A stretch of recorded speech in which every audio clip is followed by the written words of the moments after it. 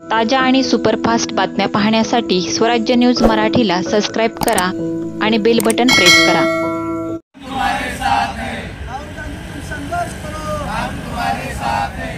सरकार हमसे डरती है, पुलिस को आगे करती है, सरकार हमसे डरती है। पुलिस को आगे करती है। राहुल गांधीवर बेताल वक्तव्य करणाऱ्या 4 जणांवर गुन्हा दाखल झालाच पाहिजे, झालाच पाहिजे, झालाच पाहिजे। आमचे नेते राष्ट्रीय काँग्रेसचे नेते राहुल गांधी यांच्यावर बेताल वक्तव्य करणाऱ्या 4 जणांविरुद्ध गुन्हा दाखल झालाच पाहिजे, झालाच पाहिजे, झालाच पाहिजे। राहुल गांधी तुम संघर्ष करो, हम तुम्हारे साथ हैं। राहुल गांधी तुम संघर्ष करो। करण्यासाठी आम्ही पोदाचौडी पोलीस स्टेशन येथे आलेलो आहोत।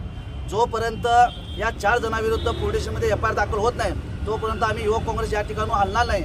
आपल्याला माहीत असेल केंद्रीय रणजित सिंग बिट्टू यांनी असं म्हटलं आहे की राहुल गांधीने की देश का बडा आतंकी असं राहुल गांधीला त्यांनी वक्तव्य केलं आहे। तसेच आपले महाराष्ट्राचे खासदार अनिल बोंडे यांनी राहुल गांधी यांचे जिभेला चटके दिले पाहिजे असंही त्यांनी वक्तव्य केलं आहे। शिवसेने गटाचे आमदार संजय गायकवाड यांनी राहुल गांधी जीभ जो कोणी छाटून आणेल त्यांना 11 लाखाचं बक्षीस देतो असे त्यांनी म्हटलेले आहे। आणि दिल्लीचे माजी आमदार तरवीरसिंग मारवा यांनी ज्या पद्धतीने इंदिरा गांधींना मारलं गेलं त्याच पद्धतीने आम्ही राहुल गांधींना सुद्धा मारू असे बेताल वक्तव्य करत आहेत। परंतु देशाचे पंतप्रधान नरेंद्र मोदी, महाराष्ट्राचे मुख्यमंत्री एकनाथ शिंदे हे गप्प आहेत। त्यामुळे आम्ही युवक काँग्रेसच्या वतीने माननीय खासदार प्रणिती शिंदे यांच्या मार्गदर्शनाखाली जोपर्यंत या 4 जणांविरुद्ध गुन्हा दाखल होत नाही तोपर्यंत या ठिय्या आंदोलनाला आम्ही थांबणार नाहीत। जोपर्यंत आणि हे एफआयआर दाखल झाले नाही तर पुढचे आंदोलन आम्ही दिवसभरामध्ये वेगवेगळ्या ठिकाणी करणार आहोत।